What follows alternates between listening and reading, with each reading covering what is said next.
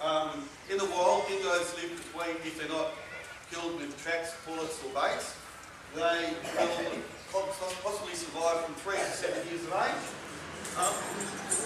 Sorry. That's not very good. I'll just get this lead back on.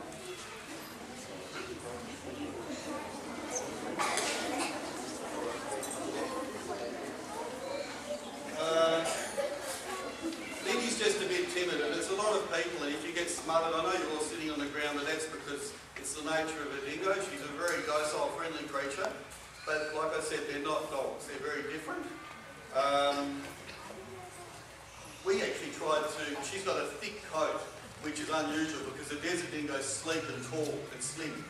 Her type's stocky and solid, and she's got a 3-layer coat of winter thick fur. That falls out now and goes all around the house.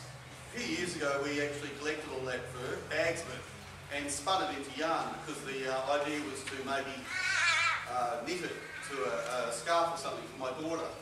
And my mum did that, but then, I don't know, some of the hair follicles got in her eye and she went to hospital with the infection. It was a calamity because it didn't work anyway. It might have worked with llama or alpaca link yarn material. With Lindy, it's been an experience as a home pet.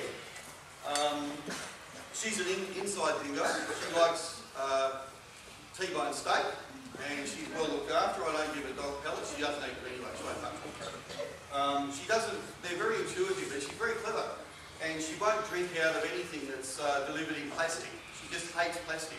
So I really think there's something wrong with plastic. It might have something. I don't know. She just doesn't like it. If her water's in plastic, she won't touch it. If it's in a glass bowl or a china bowl, she'll drink the water. Something in there. Dingoes are very smart creatures. They're actually the Australian lion king. They're the most important wildlife of all in Australia, yet they're the only wildlife in the country not given protection.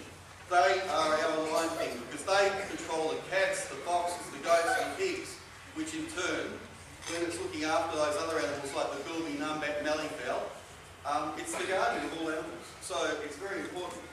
They're also an integral part of the Aboriginal Dreamtime stories. They've been here for thousands of years. They've been maligned by the press.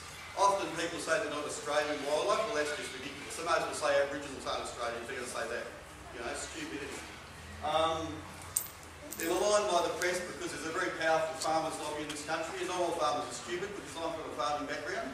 It's actually the most important animal. It's the farmer's best friend if you've got a brain in your head.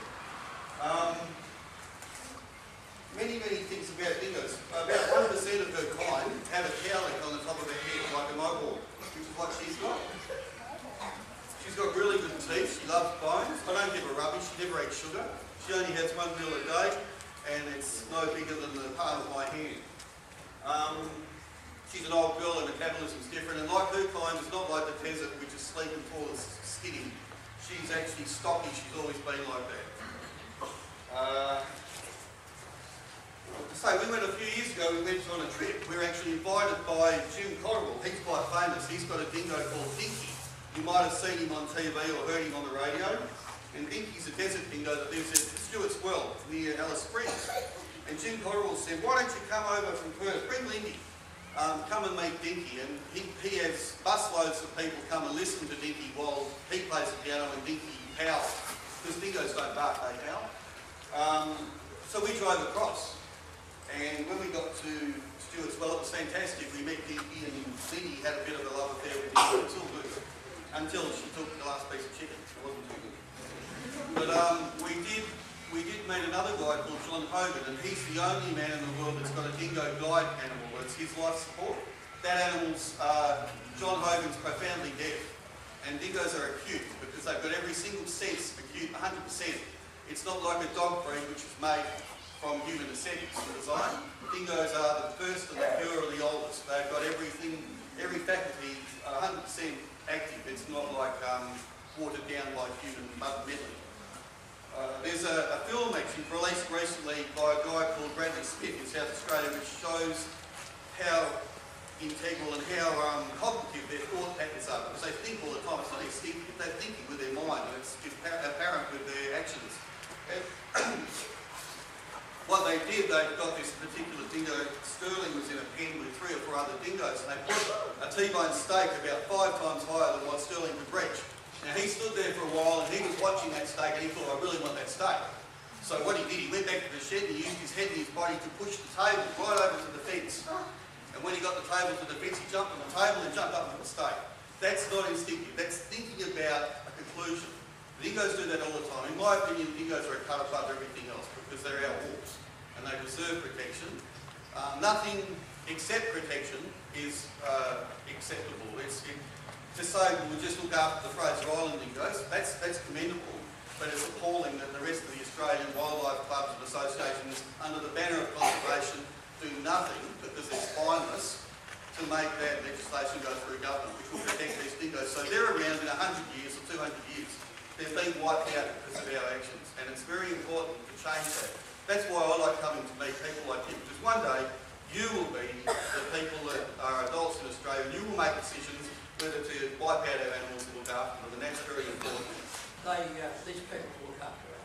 Nick, you're going to stay behind for a little while for those people. Do you have up and out? Very nice to meet everybody. Ask any questions? Does anyone want to ask any questions? I'll try and answer them the best I can. Make it 3, please, because we have a time limit. Okay, yes. Would these sorts of dingoes eat alpacas and stuff if they were out in the wild? Dingoes are the top line predator, the top carnivore, the top land predator in Australia. They are a predator. In the wild, they're wild animals. You know, I've tried to explain as best I can how they help every other animal by looking after and keeping the cats, fox, goat and pig numbers in control, which helps. 2 more. Yes.